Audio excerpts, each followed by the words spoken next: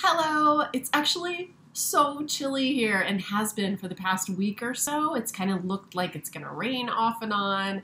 It's very like wintry here, which is so perfect for what I wanted to share with you guys right now, and also explains why I'm wearing a ski jacket because it is like 68 degrees in my house, which I know to people from other parts of the country is probably like the surface of the sun, but for me it's like, oh, it's really freezing, so I should get my ski jacket on.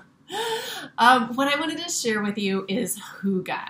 So this is something that people in Seattle, when we lived there, were super into for obvious reasons. And what it is the Danish art of coziness and happiness. And while I don't subscribe to everything in the hygge tradition, particularly the diet, I do love the general idea of it, and Vivi and I have been having so much fun with it. So if you're unfamiliar with hygge, which took me forever to actually learn how to say because it doesn't look like that, but the thing I love most about it is just the coziness and the presence that is present in this tradition. It's really about like living a very simple, comfortable life. There's some aspects of minimalism that go into it, but for me that is not a kind of maybe overarching theme, although I really love the idea of having a clean, organized, simple space. I've been reorganizing everything in my house. You can't tell right now because Vivi and I made, this is a tree house, believe it or not. And so we've got a lot of stuff going there in the background. But this week I've been completely reorganizing everything with the idea of hygge, and also that the house be a type of visual meditation when you walk in. It's just calming and deepening. So what I've added with the hygge tradition, which our sitter, Vivi's sitter, actually mentioned this, and I was like, oh my gosh, that would be so great. I love little routines and rituals that kind of bring the day together and impart a sense of warmth and coziness and comfort, especially with Vivi and I here. So we're incorporating candles, which is a huge part of this. And instead of just ordering a whole bunch of candles from Amazon, what I've decided to do, because strangely, I only had 3 candles in the house, one of which is completely burnt to the bottom of the wick. So functionally, I had 2 candles in the house. And I thought instead of just ordering a whole bunch of random candles, what I would do would be to make this kind of a fun new tradition for Vivi and myself. When we go somewhere new, we'll bring back a candle so that they also have meaning to them, because that is also part of the hygge culture, which is really having things around you that are meaningful, not necessarily new and bright and shiny, but really have depth and meaning and texture in that way to them, which I love. Also using a lot of natural textures, which I love too. So this fits so well with already what we've got going on here, but I've really added the candles.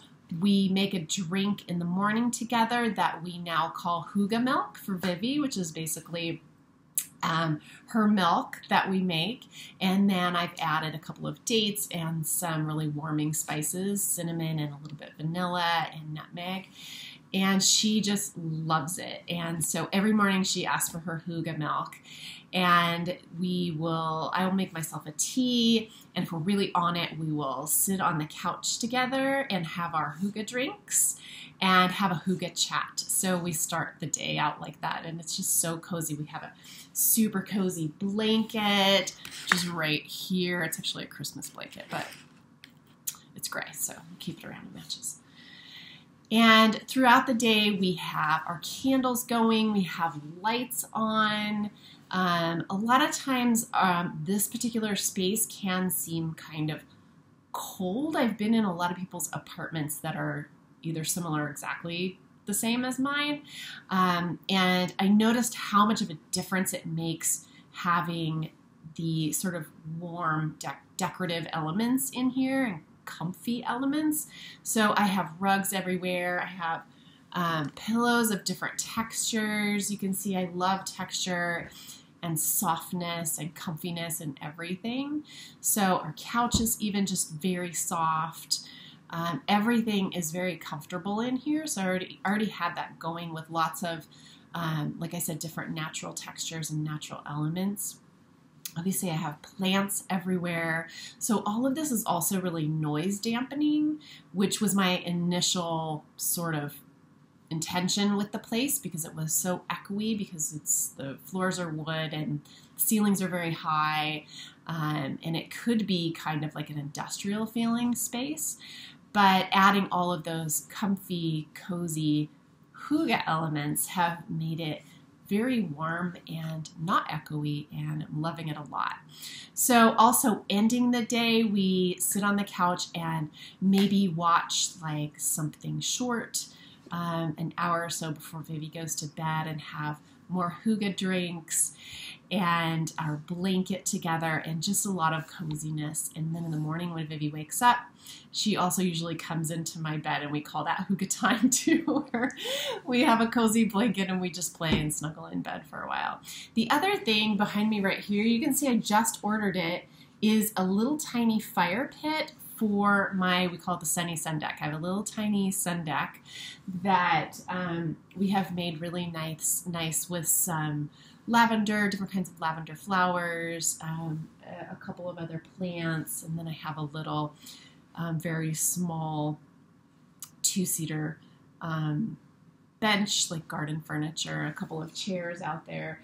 And I ordered the fire pit because fire is very hygge, and it just is cozy, right? And I was concerned about the particulate matter that is produced when you have a wood fire, so I ended up ordering these coconut husk, I'll put a link to it, little coconut husk logs that are apparently very clean burning with very little smoke, and they only burn for an hour, which is perfect for us. We got 12 in a box. So we can do 12 little 1 hour sits out there together and have our hygge drinks and maybe a blanket, have a chat at night.